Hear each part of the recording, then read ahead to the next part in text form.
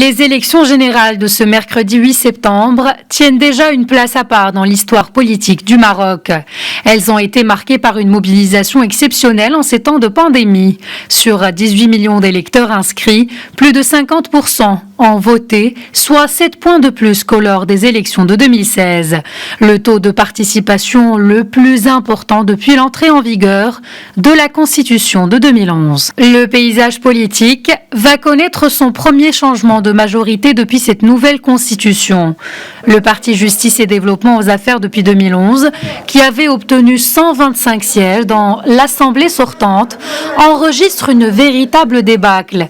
Avec seulement 13 sièges, il passe de première force politique à la 8e position sur l'échiquier. Une dégringolade qui profite principalement au Rassemblement national des indépendants. Le parti de Aziz Akhannouch passe de 37 sièges à 102. Lors de son discours du vainqueur ce jeudi, Aziz Akhannouch, le patron du parti à la Colombe, a salué la volonté populaire du changement.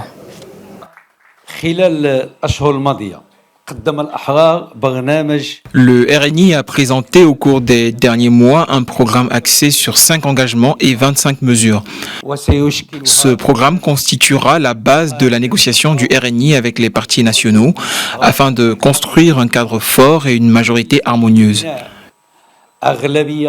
Une majorité qui rompt avec le passé et une majorité unie par une vision unifiée et un programme de gouvernement ambitieux en phase avec la vision du roi Mohamed VI et les attentes des Marocains, bien évidemment.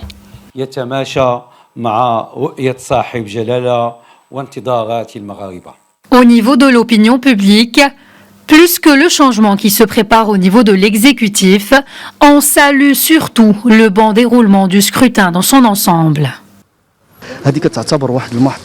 C'est une étape très importante que nous vivons au Maroc. Nous traversons une période difficile marquée par la pandémie, mais cela ne nous a pas empêchés de voter pour les candidats.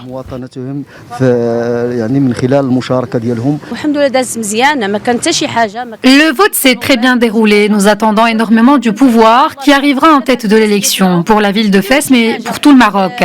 Il faut intégrer la jeunesse, les éduquer, les former et leur offrir une employabilité.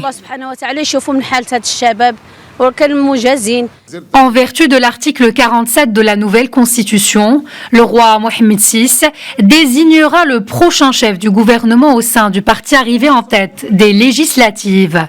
Le RNI n'a plus dirigé de gouvernement depuis 1979 au temps de Ahmed Ousmane.